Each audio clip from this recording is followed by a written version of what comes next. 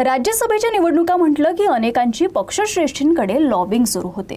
यात पक्षश्रेष्ठी असणारे नेते जर राज्यसभेसाठी इच्छुक असेल आणि त्यांच्याच उमेदवारीवर टांगती तलवार असेल असं म्हटलं तर राज्यसभेच्या 7 जागांसाठीचं बिगुल वाजलंय। पाहूयात याच संदर्भातला हा स्पेशल रिपोर्ट। शरद पवार पुन्हा राज्यसभेवर जाणार।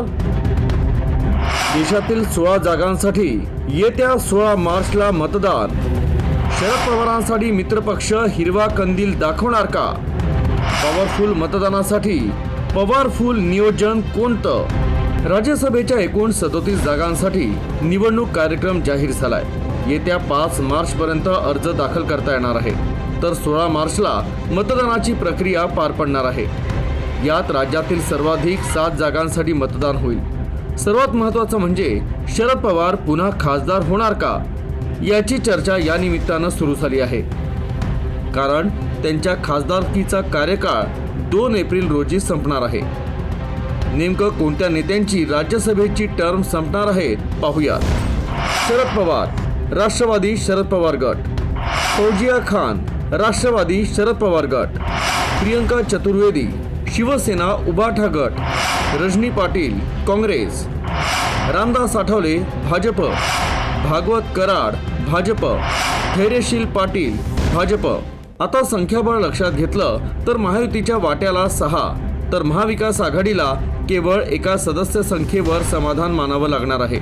मात्र शरद पवार जर राज्यसभेवर गेले तर महाविकास आघाडीतील मित्रपक्ष त्यांच्या नावासाठी अनुकूल आहेत का, हे बघावं लागेल।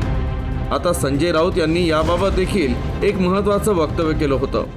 त्यांना मी या विषयावरती त्यांचं मत विचारलं, तेव्हा त्यांनी मला सांगितलं की मी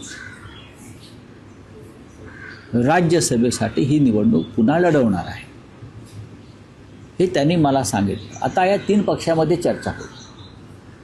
शरद पवार हे ज्येष्ठ नेते आहेत, 60 वर्षापेक्षा जास्त काळ त्यांना संसदीय कार्याचा अनुभव आहे।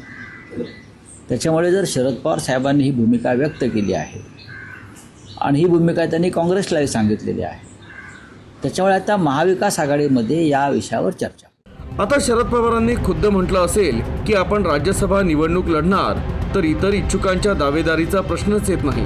इच्छा असो किंवा नसो, ज्येष्ठत्वाच्या नात्यानं मित्रपक्षातील कुणीही त्यांच्या नावाला विरोध करणार नाही, अशी शक्यता व्यक्त केली जात आहे।